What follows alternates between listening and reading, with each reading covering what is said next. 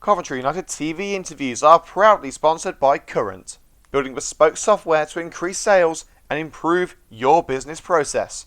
Visit current.it for more information. It's the final whistle of the season here on Coventry United TV, following the playoff final defeat to Blackburn Rosewell Hill. Coventry United Ladies manager Jay Bradford. Jay, first and foremost, how is Jade Forms? We saw her go down with a nasty injury which ended the game. How's she doing? Yeah, she's okay. I think there was an initial worry that there was a break, but she's back out the physio room now, and we've put her on some crutches as a precaution, so hopefully it'll be one of those that just settles down in a couple of days. Well, that's good news. On to the game. Not quite the way you want to end the season. 3-0 defeat. Would you say that was a fair result? I think Blackburn were the better team, certainly second half. I thought with the first 40 minutes we edged it. I thought we were at the races, we looked keen, we were nicking it in good areas.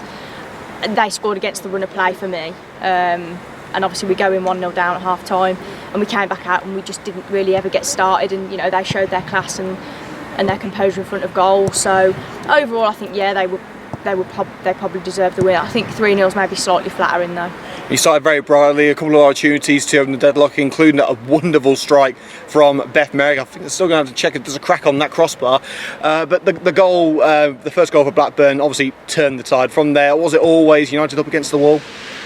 I mean, obviously that went in, and like I say, at that point we were the better team, so it obviously changed my half-time team talk slightly. Obviously I was planning in my head that we were 0-0 still very much in the game, but I said to them, if we can go out and nick an early goal, it'll be game on again, and we didn't do that. We didn't graft, and we didn't work as hard as I would expect us to work, so that's disappointing from our point of view. But credit to Blackburn, like I said, they're clinical and they don't let you rest, and even in the last minute, they're still in there trying to score their fourth, and we're clearing stuff off the line, and we just look tired.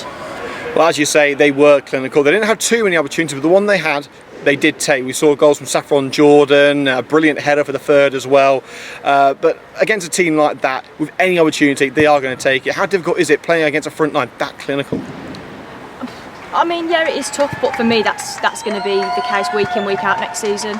We're stepping up a league, so players are better, they're clever, they work harder, and we're going to need to really work hard during the off-season to get close to that standard, because we're, yes, we won the Southern and we were convincing, but that means absolutely nothing come the start of next season. We need to work on all the things that let us down today. Well, United's main avenue of approach in terms of attacking wise was the ball over the defence. Didn't quite seem to work there. What was the thinking behind that tactic? I mean, it wasn't something that wasn't a game plan tactic. It wasn't something I asked them to do. I just think we were impatient in possession. I asked us all week. I've been talking about being patient on and off the ball, and second half we didn't get that right. Whereas first half we were patient, we kept the ball, we created gaps, and then we found those opening pockets.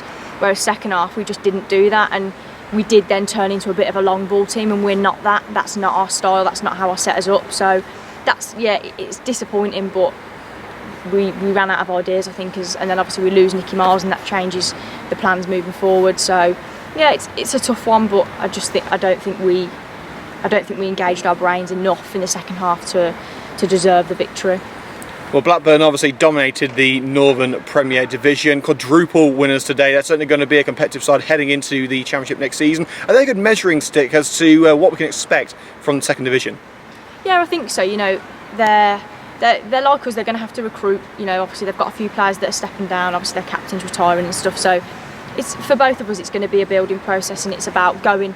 All the work that we've put in. We cannot go up and then come straight back down. That is not.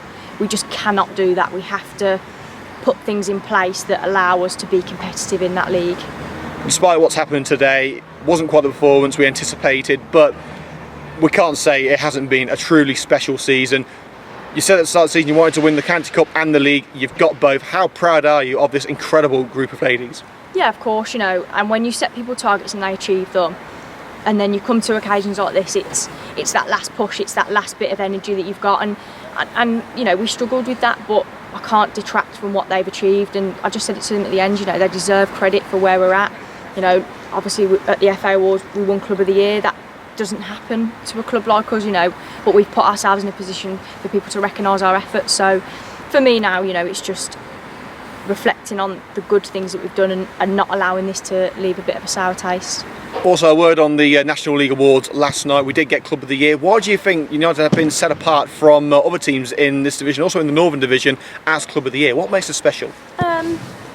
I think people have just started to take notice of us a little bit. I think, obviously our on-pitch performances speak volumes. Our bid was very good. It was successful, obviously. So, the community stuff that we're doing, all the work that we do away from the pitch, our supporters club, all of those things people are now noticing and sort of giving us the nod and saying, that's good work over there in Coventry. So, we deserve that award, and I was thrilled to go and collect it. And finally, as one door closes, another one opens. The season has now finished, the chapter has been closed, and it's time to start looking forward to what is going to be a very exciting season in the FA Women's Championship. When does the hard work start for you? Have you already started scouting players? Have you told current players whether they're going to be staying or going? When are you going to be really knuckling down and getting ready for the 2019-20 season? Obviously, we need to let today settle. We've just had a discussion about next year and what we think we're going to look like moving into the new season. So for me, it's a case of giving people a few days off and then start picking up the phone again to the current squad and talking about what they're going to be able to bring to next season. And we've obviously got a few people moving away anyway. We're losing Rosie, which is a real tough one, and I'm gutted to be losing her because she's a talent.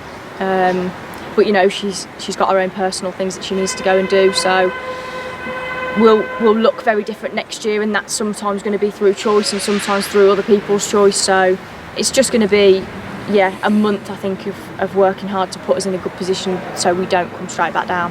Well, Jake will be there to follow your journey in the FA Women's Championship. Thank you so much for a wonderful season, all the interviews you've given us, all the memorable moments. It's been a pleasure. Thank you very much. Thank you.